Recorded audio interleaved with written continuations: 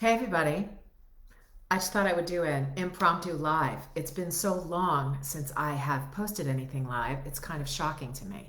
But I looked and um, and I think the last live thing I posted was March 31st. So, oh, well, wow, I missed April entirely. But it was a bit of a crazy month with Voiceover Atlanta and prepping for all of that. So I obviously lost track of everything else. Anyway, I hope you're good. It is Monday. I think it's the third, the first week of April, and I hope you're. Did I say the first week of April? The first week of May. I hope that your April was good, and I hope that your May is off to a good start. I I just wanted to, catch up with you and see how you all are doing, and sort of try to get back into the rhythm of some things in this coaching group. And one of the things I wanted to address again this morning was some questions that a few of you had posed to me when you first joined the group, and it seems a bit timely. I think the question that I want to address today briefly is. The reason that coaching is so important. So twofold. The reason that coaching is so important, and then also, what about the actor part of voice actor? Do we need formal acting training as voice actors? So we live in such a solitary world, right? Each of us as voice actors individually, we do our auditions at home alone. We often work alone, without going into a studio, even without benefit of direction. Um, Even without benefit of direction, right? We just kind of get a script, we read it, we turn it in, and then if our client needs something new, they direct us that way, right? It's not live direction. So, oh my gosh, my phone is dinging like mad. It's like it was so quiet for most of the morning, and now the world's exploding. So I want to say that I think that coaching is a vital part of um, our stability as voice actors, if you will, right? Because coaching, it it gives us perspective, right? Another person is listening to us, another person is giving us feedback, right? And the more feedback we get, the more we are able to sort of add to our proverbial tool bag, right? We get new and different direction, a different way of looking at things, a different way of approaching copy. And if we're really applying those things, right, they eventually become a part of us, and they become a part of the way that we individually approach our copy. So so I'm a big fan of coaching, and I do it myself. Even though I've been at this for over 35 years, right? If I find that I'm in a rut, if I find that I am trying something new in voiceover, I certainly did a lot of coaching when it came to doing animation and gaming, when that was sort of really new to my whole voiceover world, right? So I don't think you ever reach a point at which coaching is not helpful. Um, that said, I don't think that we constantly need to be coaching. I don't think that is true. I think there's something to learning, taking things in, right? And then getting pushed out of the nest, right? And see how you fly on your own, and see how you can incorporate what you've learned into your daily audition routine, right? Um, so I'm a fan of it, and I'm also a fan of using different coaches. I don't think that one coach has all the answers. I don't think that one approach is is the be all end all, right? I don't think one method is sort of it, right? I think that by nature, because we're all different, um, some things from some coaching, will resonate with us, right? And other things from a different coach will resonate with us. So I am a fan of like taking what works from each person that you choose to coach with and building your own tool belt, right? So that all the tricks, all the ways that you know approach your copy are really unique to you, and that your tool bag looks different than the next person's, because we are unique, we are individuals, right? I know for myself, I tend to be a little bit more technical, if you will. Like I like it when someone directs me by saying, take a step toward the microphone, you know, lower your volume, um, stop expressing so dramatically, right?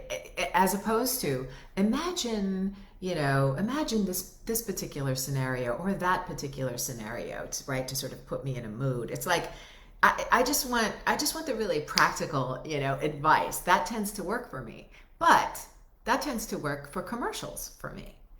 Whereas in animation or video games, I have to understand the relationship. So I use techniques to develop my imagination more for that type of audition, right? Or that type of work. So, you know, we pick and choose for whatever particular genre we are auditioning for or working in, right? But it sort of brings home the point that you want to have a lot of tools, right? You want to have a lot of tools at your disposal, because, you know, for the analogy, it's like, well, what does the screw look like? Do you need a flathead or do you need a Phillips?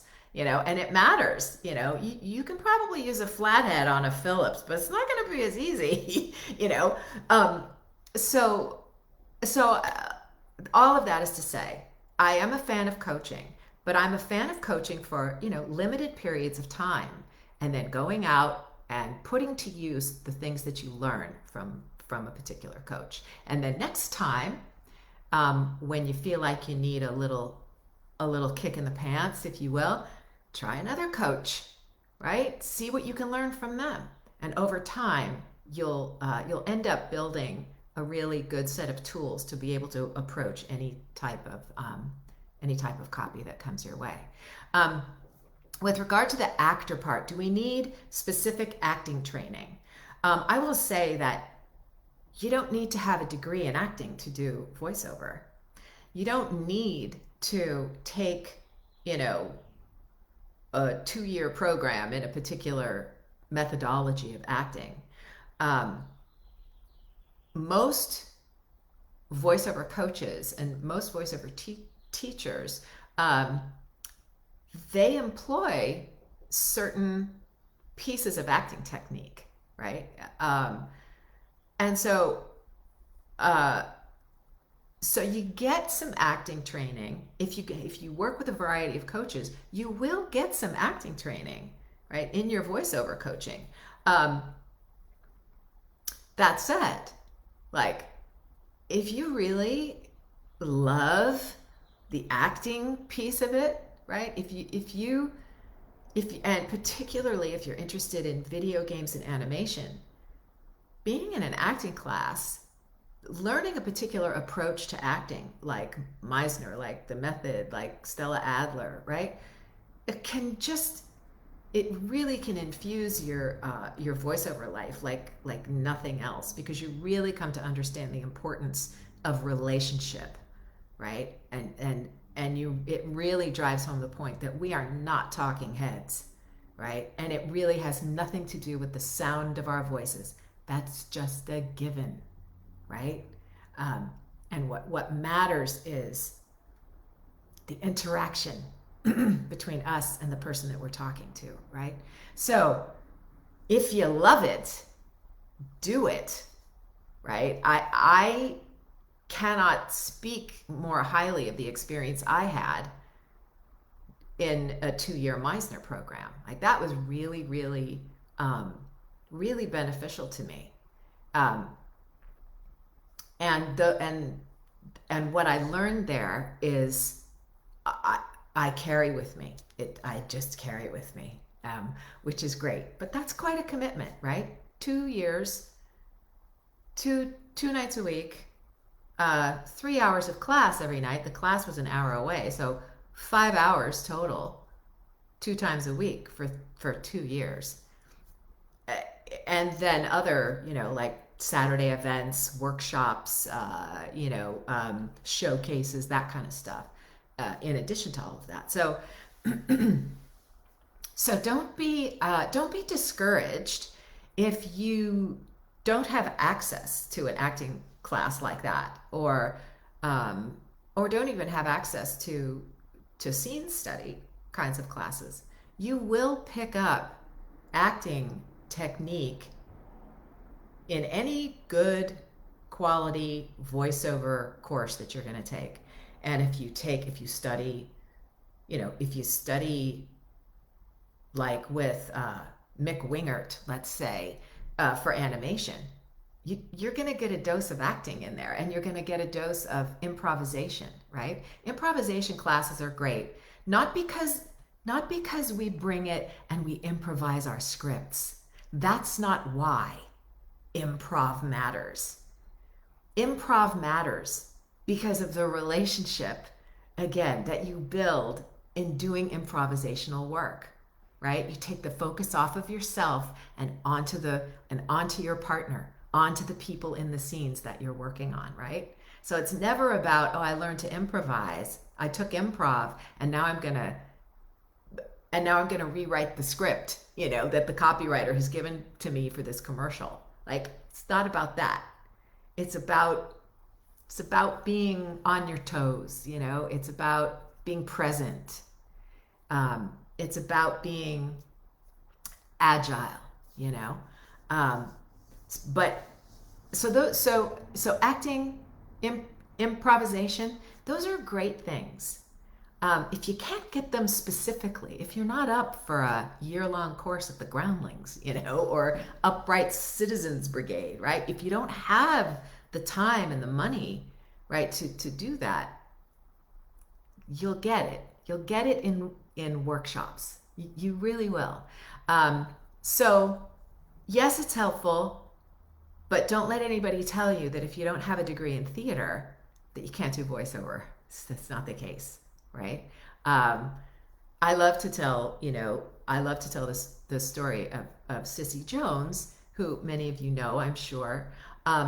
She got a master's degree in business, right, and marketing, and then decided, what I've always wanted to do was voiceover, and so she pursued that career, right? She didn't take acting classes. She wasn't an actor. She didn't major in acting. She didn't study with Stella Adler. And how many years into her voiceover career did she win a BAFTA? For best voiceover performance in a video game, right? So she had some inherent skill and talent, obviously, right? And she took voiceover classes along the way, and she picked up acting tips. She picked up pieces of acting training, but she doesn't have a degree, right? So I hope that answers your question. Coaching, learning, like it's all a part of being a voice actor. And I think there's something going on in my neighborhood. Learning, right? Learning, being curious, being open, never having the sense that you have arrived and therefore don't have any more kind of homework to do, right? We all have homework. And that is what I think coaching is. It's our homework, right? It's what we do to maintain ourselves. It's like exercising. We have to keep at it, or we lose it, So I don't want to keep repeating myself, but I do think coaching is a good thing. It doesn't have to be a constant thing. I think you should take from different coaches, depending upon where you perceive you're stuck. And if you can take some acting classes, fantastic.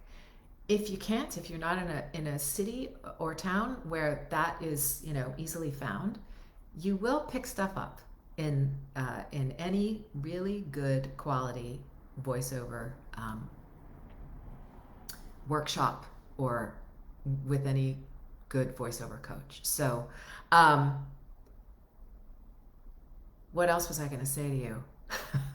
I am excited. Like, if you're on my mailing list, which I think most of you are, like, I'm gonna I have a longtime voiceover colleague who is starting to coach again, and she's really fantastic.